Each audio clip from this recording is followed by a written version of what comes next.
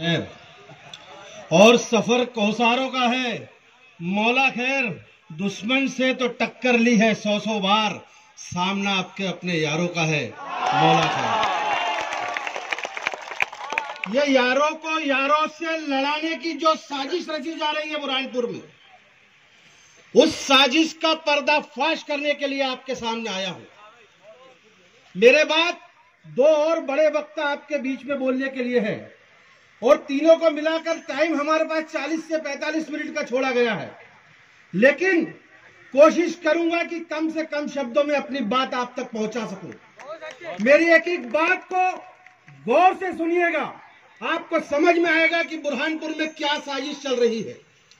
अक्सर MIM party को Bharatiya Janata party की बी टीम कहा जाता है। जहां भी भारतीय जनता पार्टी को लगता है कि वो कमजोर पड़ रही है, उसके हारने के आसार दिख रहे हैं, वो अपनी बी टीम को उतार देती है। लेकिन मैं आज आपको खुलासा करता चलूं कि बुरहानपुर की विधानसभा चुनाव में भारतीय जनता पार्टी की बी टीम के साथ साथ एक सी टीम भी तैयार होकर के खड़ी हुई है। उस सी टीम का पर्दाफाश करना बहुत ज्यादा जरूरी है। वो कौन सी सी टीम है जिसने आज एमआईएम को लाकर या खड़ा करके इस चुनाव की दिशा बदलने की कोशिश करी है? ये वो सी टीम है जो एमआईएम के मंच पे नहीं दिखती। ये वो सी टीम है जो एमआईएम के मंच के आसपास बैठकर चुनावी सवाल सुनती है। ये वो सी टीम है जिसने अपने फायदे, अपना नुकसान होता हुआ देख के इस बुरहानपुर शहर के चुनाव को हिंदू मुसलमान के चुनाव में बदलने की कोशिश की है। और बुरहानपुर का इतिहास आपको कभी माफ नहीं करेगा। यह आपको मैं बताता चलूं, कांग्रेस पार्टी के प्रदेश महासचिव की हैसियत से अपने पार्टी की बात रखना आपके बीच में मेरा फर्ज है। मैं आपको बताना चाहता हूं कि जिस तरह से एक साजिश के तहत कांग्रेस पार्टी को अल्पसंख्यकों का विरोधी बना करके पेश किया जा रहा है और जिन लोगों के द्वारा पेश किया जा रहा है उनकी हकीकत आपको देखना पड़ेगी। ये वो कौन लोग हैं जो आज एमआईएम के मंच पर कांग्रेस से उठ के जाकर के खड़े हुए हैं? ये वो कौन लोग हैं जिनको थोड़े समय पहले कांग्रेस पार्टी ने नेता प्रतिपक्ष बनाया? ये वो कौन लोग हैं जिनको कांग्रेस पार्टी ने उप नेता प्रतिपक्ष बनाया? और आप कांग्रेस पार्टी के ऊपर उंगली उठाते हैं। कांग्रेस पार्टी में जो लोग सोचने वाले बैठे हैं वो बहुत बेहतर तरीके से जानते हैं कि बुरहानपुर नगर निगम परिक्षेत्र में मुस्लिम भाइयों की, अल्पसंख्यक मतदाताओं की संख्या बहुत ज्यादा है। इसलिए कांग्रेस पार्टी ने अल्पसंख्यकों की भावनाओं को देखते हुए लगातार 15 साल से यहां से अल्पसंख्यकों को प्रत्याशी बनाया। और मिल्लत की बात करने वाले वो अल्पसंख्यक नेता, अगर आप इतने ताकतवर थे तो हमारा भाई इस्माइल अंसारी कैसे चुनाव हार गया? यहां से 400 वोटों की ताकत, 400 वोटों के कारण कांग्रेस पार्टी का प्रत्याशी हारा है। आपके अंदर तब अल्पसंख्यक नहीं दिखा? आपको तब समझ में नहीं आ रहा कि आप किसको हरा रहे हैं? अरे एक विधायक की ताकत और विधायक की हैसियत से 5 गुना ज्यादा ताकत बुरहानपुर के महापौर की होती है। मगर आप बुरहानपुर नगर निगम का बजट देखिए, आप कितने 100 करोड़ रुपए का बजट नगर निगम का होता है। अगर कांग्रेस पार्टी वहां किसी मुसलमान साथी को बिठाना चाहती थी तो क्या गलत कर रही थी? लेकिन तब आज अल्पसंख्यक के हित की बात करने वाले ये लोग, इनका पेट दुख रहा था कि ये इस्माइल अंसारी अगर जाकर के बैठ गया तो हमारी यहाँ दिल्ली का क्या होगा। इसके बाद माहौल बदला। काजी हमीदुद्दीन साहब को कांग्रेस पार्टी ने पिछली विधानसभा में टिकट दिया।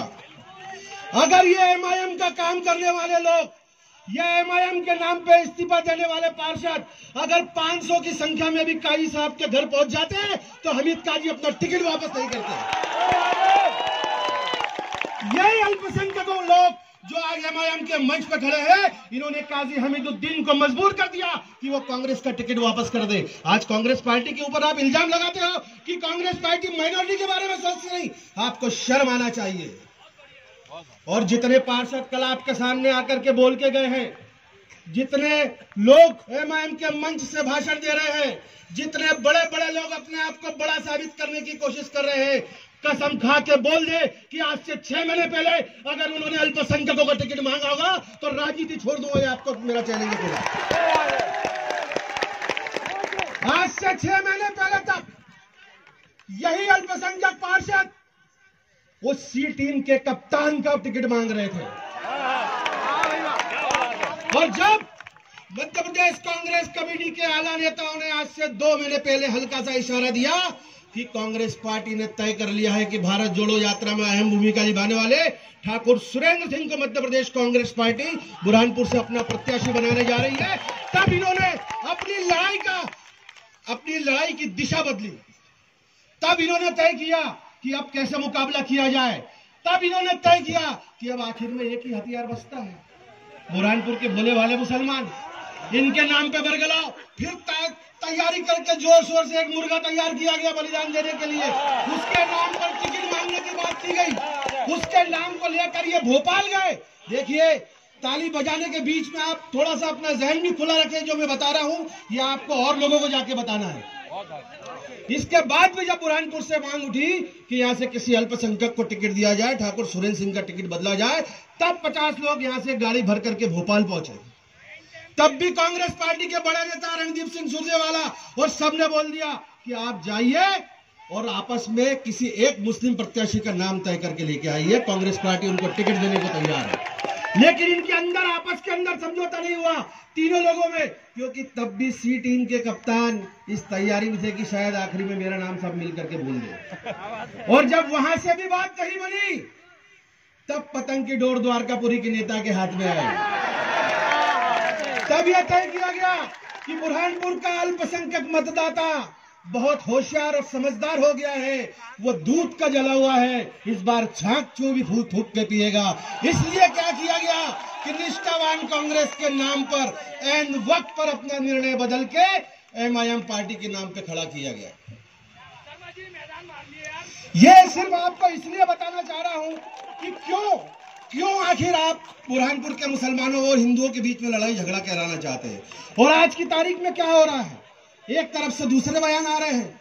और इस बात में सबसे बड़ी साजिश देखिए आप, ये सी टीम का जो मकसद है, वो सी टीम का मकसद किसी माइनॉरिटी के आदमी को जिताना नहीं है। ये सी टीम की डोर भी द्वारकापुरी से चल रही है। ये आप समझने की कोशिश कीजिए। एक तीर से 3-4 निशाने लग जाएंगे और अगली बार मैदान साफ हो जाएगा। ये बात आपको सबको भी समझने की जरूरत है और आने वाले समय में भी सबको समझाने की जरूरत है। पूरे चुनाव का मुद्दा भटका दिया है। आज की तारीख में क्यों हम हमारे मंच से बात नहीं कर पा रहे हैं? अरे भारतीय जनता पार्टी का विरोध क्यों नहीं कर रहे हैं? एमआईएम अपने मंच पर से बोले।